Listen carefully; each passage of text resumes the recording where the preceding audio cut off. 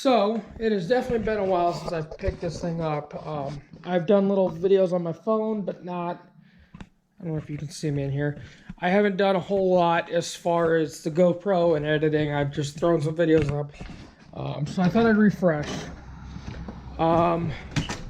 Big news, we have some bigger projects in the work. Nah, I wouldn't call them bigger projects. Some minor, bigger projects.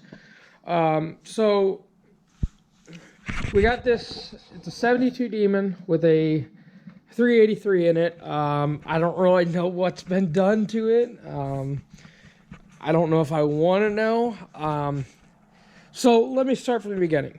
And by the way, it's got I think that's a 71 grill, and it is a 72. It's got a 383. I don't know what's been done to the engine. I know what's been done to the wiring, that's for sure. Let's see if I can find a piece of wiring, for example. Does that do enough talking? I don't know. That just explains kind of what the wiring was like. I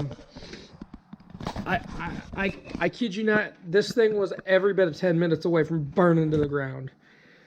It was the worst wiring job I've ever seen, and I'm not a wiring guru. I don't know a whole lot about wiring. I know more about cars and mechanical and engines and stuff like that, but wiring's not my strong suit. But even I could tell the wiring on this thing was just horrendous. I mean, it was every bit of 10 minutes from burning to the ground. So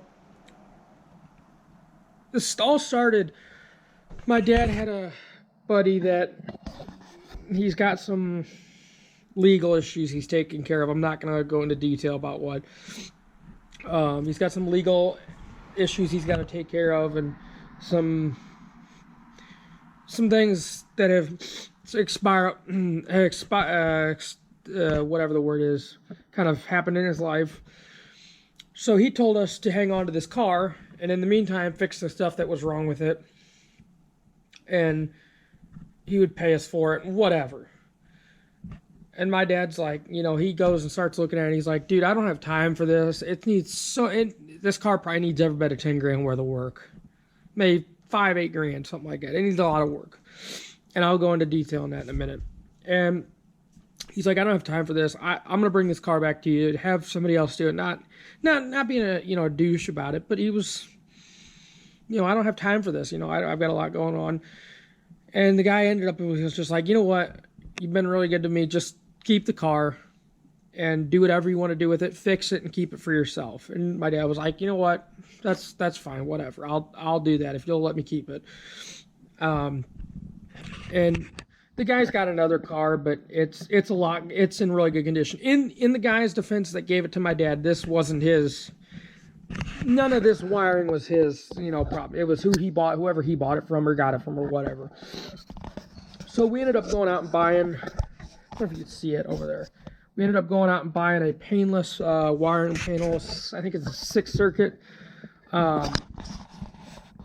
Ended up going out and buying one of those, and for like $250 over in Granite City, Illinois, from a guy named Pat, or Performance Parts Plus. His name's Pat. Real good guy. He didn't get us a deal on it, but he pulled it for us and he sold it to us. It was like $250. I mean, you can get it for same price, brand new, and not have to pay shipping, and drive over there and get it for the same price and not have to pay shipping. I mean, you can't really beat that. So we went and bought it from him. We started wiring it, and it was definitely a lot. I mean, they had wires. I don't know if you heard that. That was pretty loud. They had wires duct taped to the fuel lines. I kid you not. I can't even make this stuff up.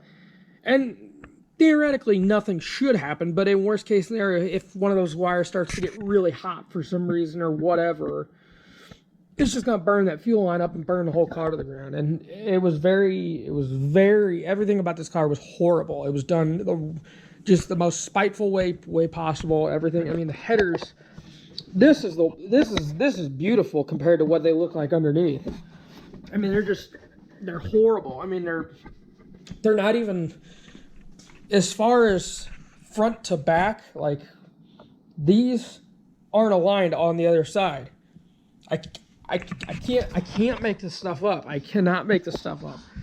It needs a halo bar. It's got I don't even know what that is, like a 5-point, 6-point, I don't even know what that is. But it needs a halo bar, and we're just going to run bars down through. The other problem is, he said when you get on it real hard, you know, all 285 horsepower, the whole front end drops out of the car practically, because it's a fiberglass front end. So there's no support to this frame at all, the front end of the cradle and all, you know, all that.